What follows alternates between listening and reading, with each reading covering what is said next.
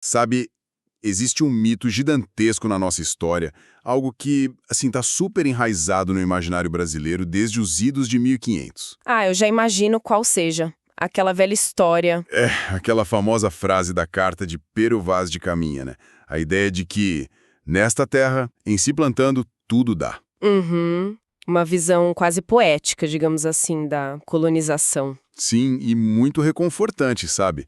Dá aquela sensação de que é só jogar uma semente no chão, virar as costas e a natureza faz o resto do trabalho sozinha. Pois é, mas do ponto de vista técnico e científico, bom, agronômico também, isso é uma falácia tremenda. Totalmente. A realidade física da nossa biosfera é, assim, infinitamente mais exigente e implacável do que essa frase sugere. E é exatamente para desmontar esse mito, consciência pura, que a nossa imersão de hoje tem uma missão bem técnica e direta. Exato. A gente vai extrair o conhecimento mais denso e aplicável do capítulo 21 do livro Agrometeorologia, Fundamentos e Aplicações Práticas. Uma obra fantástica, escrita pelo Antônio Roberto Pereira, Luiz Roberto Angelotti e o Paulo César Centelhas. Uma verdadeira referência. E o nosso foco absoluto aqui vai ser dissecar o zoneamento agroclimático, respeitando bem a sequência que os autores propõem. O objetivo é entregar para quem nos ouve uma compreensão super detalhada de como a ciência decide onde plantar o quê. Afinal, a gente vive num mundo com escassez de recursos, né? Com certeza. O uso eficiente da terra e da energia virou uma questão de sobrevivência, não é mais opcional. Pois é. Então, vamos desempacotar isso. Se a gente não pode plantar qualquer coisa em qualquer lugar, qual é o exato ponto de partida que os autores propõem? Bom, a agricultura é o segmento econômico que mais depende das condições ambientais.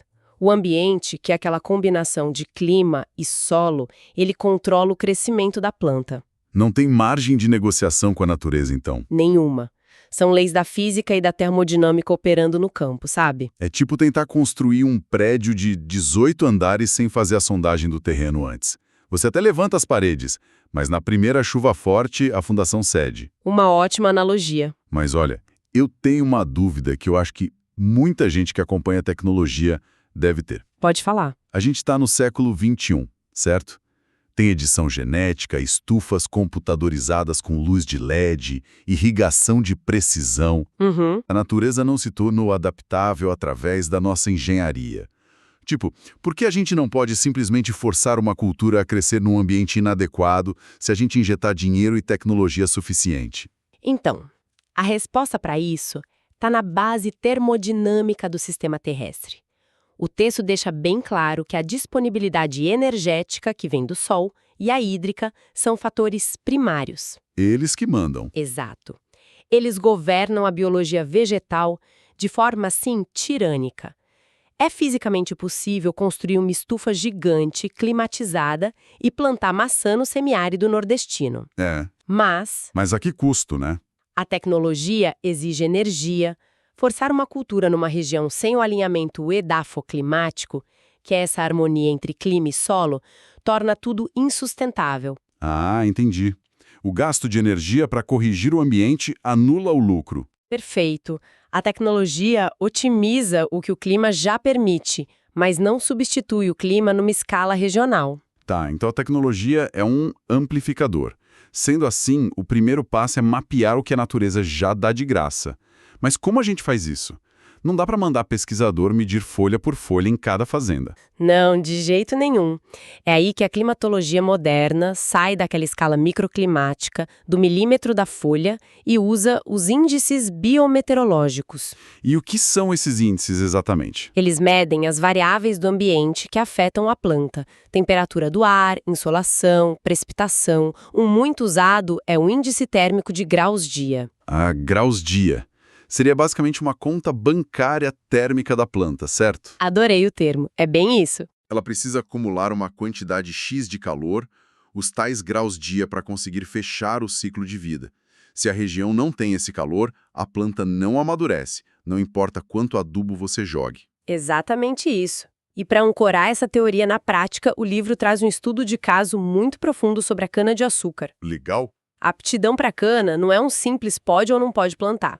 Os autores mostram 6 classes de aptidão. 6 classes. Sim, usando temperatura média anual, temperatura de julho, que indica o rigor do inverno, e a deficiência hídrica anual.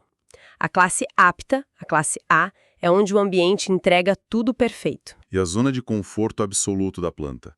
Calor constante e raramente passa sede. Isso, a deficiência hídrica é menor que 200 milímetros por ano. O cenário dos sonhos. Mas a natureza não é boazinha assim com o país todo. Logo vem as zonas marginais, né? Pois é, as classes B e C. Na B, você tem restrição térmica. A água é boa, mas o inverno é muito frio. E a C inverte o problema. Exato. Faz calor, mas falta água. Aí o produtor vai ter que abrir a carteira para irrigar. Entendi. Isso força o planejamento econômico. O zoneamento meio que te avisa que dá para plantar, mas o risco e o custo são maiores. Perfeitamente. Agora, a classe que costuma confundir muita gente que não é da área é a classe D, chamada de marginal ou inapta. Por quê?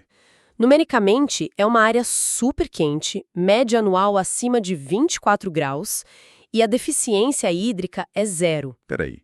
Chove o ano todo e faz muito calor. Para quem está de fora, isso soa como paraíso vegetal.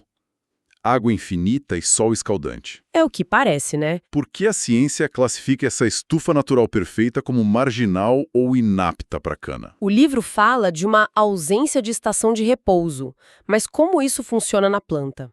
A fisiologia da cana tem um mecanismo de sobrevivência bem específico. O produtor não quer uma floresta de folhas verdes, ele quer sacarose, açúcar no colmo. Claro. Para a cana parar de crescer folha e começar a estocar açúcar, ela precisa de um sinal de alerta do ambiente, um estresse. Caramba, o estresse. Sim, ou uma queda brusca de temperatura no inverno, ou uma seca prolongada. É a natureza dizendo para a planta guardar energia porque as coisas vão piorar. Que loucura. Então a planta precisa ser ameaçada pelo clima para produzir o açúcar. Se ela está na classe D, com chuva e calor para sempre, ela vive num eterno verão de conforto. Ela continua soltando folha, gastando energia e o teor de açúcar vai lá embaixo. O conforto excessivo destrói a viabilidade comercial. Fiquei surpreso agora. O conforto é o inimigo. E depois tem as inaptidões óbvias, né? As classes E e F. Isso. Na E, a falta de água é tão brutal, mais de 400 milímetros de deficiência, que a irrigação não compensa financeiramente. E a F é o fundo do poço do frio. Exato. Geadas severas que destroem o tecido da planta e paralisam o metabolismo. Bom, com todas essas regras biológicas definidas, como a gente coloca isso num mapa regional? Aí entra a engenharia das cartas climáticas básicas. A partir de séries climáticas longas e confiáveis, eles criam cartas de isotermas e balanço hídrico usando sistemas de informações geográficas, os famosos SIGs. Que cruzam latitude, longitude e altitude. Mas olha só, a gente tem supercomputadores, algoritmos de inteligência artificial. Por que não jogar os dados lá e deixar o computador cuspir o mapa final de zoneamento sozinho? Essa é uma excelente pergunta.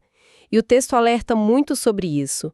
O computador usa interpolação matemática, que é uma aproximação. Uma tendência, digamos assim. Isso.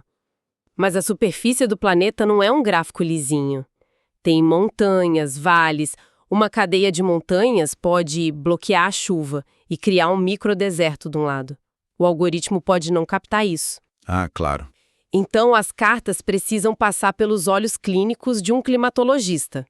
É esse profissional humano que ajusta as linhas do mapa para obedecerem à realidade física da topografia. Faz todo sentido. O mapa não é o território. A matemática sugere, mas o humano corrige. Bom, então temos as necessidades da planta de um lado e os mapas corrigidos do outro.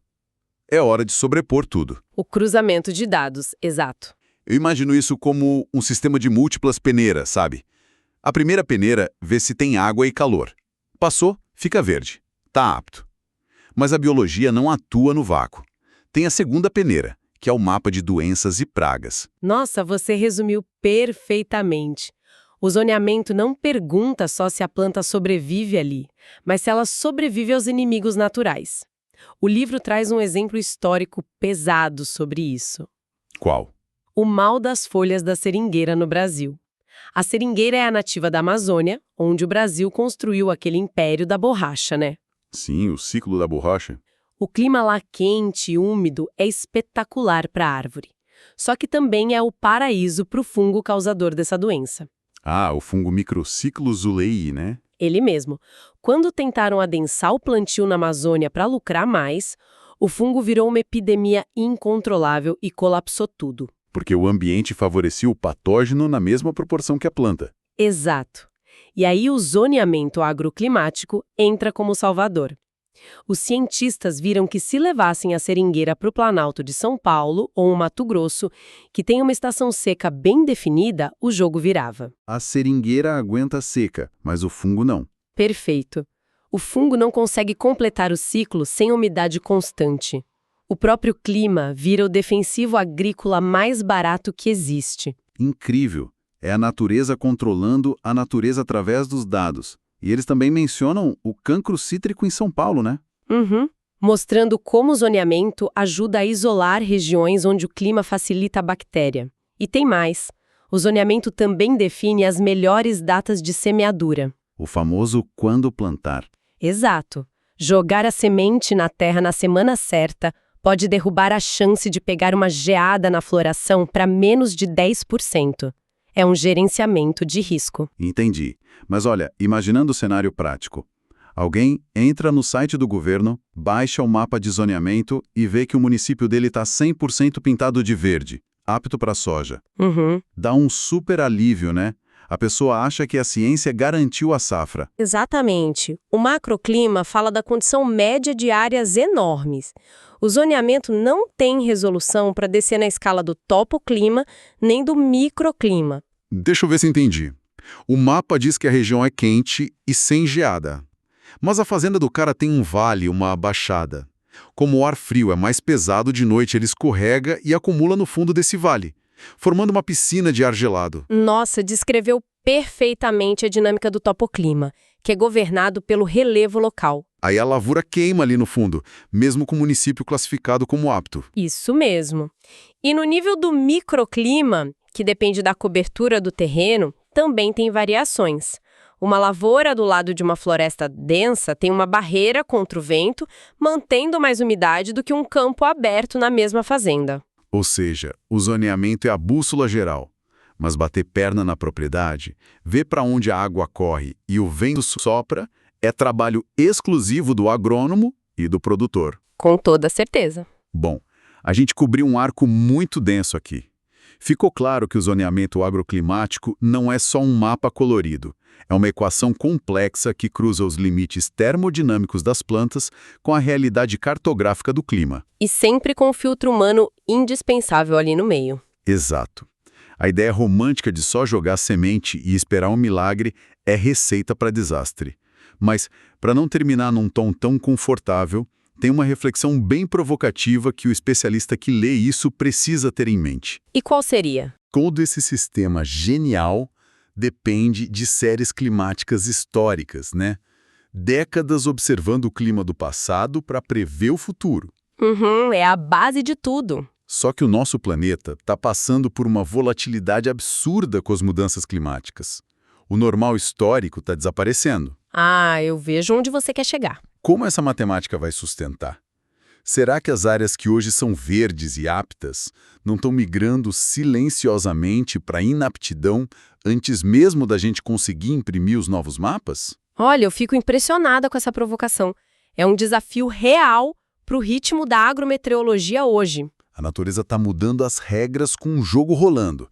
Bom, eu agradeço muito a todos que acompanharam essa imersão de hoje. O conhecimento sempre é a melhor ferramenta para lidar com incerteza. Foi uma discussão excelente. Continuem questionando o que parece óbvio, pessoal. E lembrem-se, não é em qualquer terra que, em se plantando, tudo dá. Até a próxima!